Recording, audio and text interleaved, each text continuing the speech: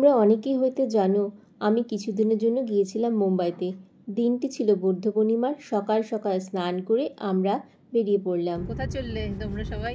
আমরা সবাই যাচ্ছি সিদ্ধিবিনায়ক মন্দির। তোমরা সবাই কেমন আছো? আশা করি খুব ভালো আছো। আমিও ভালো আছি।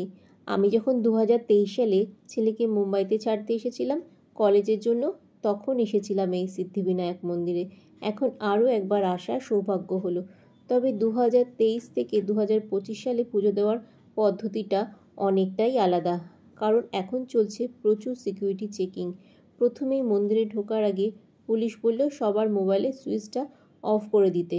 যথারীতি আমাদের সুইচ অফ করে দিতে হলো। কী আর করব, কিছুই তো ভিডিও করতে পারছিলাম না। এখন এই মুহূর্তে দাঁড়িয়ে সিদ্ধিবিনায়ক মন্দিরে শুধু দুব্ব আর জবা ফুল একসঙ্গে বেঁধে দিয়ে বিক্রি হচ্ছে। সেটা নিয়েই ভগবানের চরণে আমাদের অর্পণ করে পুজো দিতে হচ্ছে। পরে আলাদা করে পুজোর ভোগ প্রসাদ বিক্রি হচ্ছে, লাড্ডু, মোদক, বরফি, সেগুলো আমাদের কিনে নিতে হলো। আমরা সেগুলোই কিনে নিয়েছিলাম। এই ভিডিওটা ছিল 2023 সালে, তোমাদের সামনে তারই একটু অংশ তুলে ধরলাম। এরপরে আমরা গাড়ি নিয়ে সোজা চলে গেছিলাম আরব সাগরের তীরে। দেখো আমার পেছন দিকে দেখা যাচ্ছে মুম্বাইয়ের তাজ হোটেল, ভীষণই সুন্দর ছিল।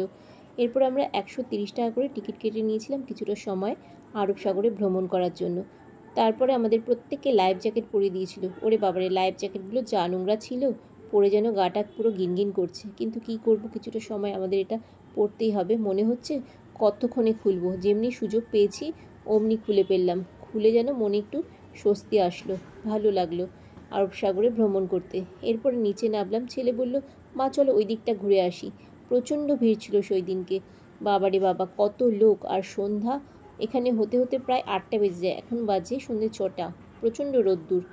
আমাদের এখানে যেমন 5টার মধ্যে সন্ধ্যা হয়ে যায়, ওখানে সন্ধ্যা হতে হতে 8টা বাজে। আমরা তারপরে মুম্বাইয়ের তাজ হোটেল আর গেটওয়ে অফ ইন্ডিয়া দেখে আবার চলেছি গাড়ি করে রাস্তা দিয়ে। সূর্য অস্ত যাচ্ছিল সাগরের পাড়ে, ভীষণ ভালো লাগলো দেখে। এটা ছিল ভারতের প্রথম সাগরের তলা দিয়ে একটা বড় টার্মিনাল। এই টার্মিনালের তলা দিয়ে যখন যাচ্ছিলাম, লাইটগুলো জ্বলছে আর গাড়িগুলো চলছে, ভীষণই ভালো লাগলো। আমরা চলেছি মুম্বাই নগরী দিয়ে, স্বপ্নের নগরী। এটা ছিল আজি আলি দরগা। এখানে যতই জল বাড়ুক না কেন কখনোই ডোবে না নাকি, এটা শুনেছি। এরপরে মেরিন ড্রাইভ দেখতে দেখতে আমরা আবারও গাড়ি করে চলেছি। খুব ভালো লাগছিল। মুম্বাই সত্যিই স্বপ্নের নগরী। বড় বড় ইমারত দাঁড়িয়ে রয়েছে, কি ভালো লাগছিল। মনে হচ্ছিল এই পথ যেন কখনোই শেষ না হয়, চলতেই থাকি আর এই স্বপ্ন নগরী দেখতেই থাকি। কিন্তু থামতে তো আমাদের এক জায়গাতে হবেই, কারণ আমাদের যেতে হবে গেস্ট হাউসে।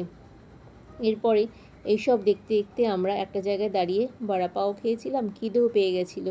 তারপর আবার এসব দেখে আমরা চলে গেলাম গেস্ট হাউসে।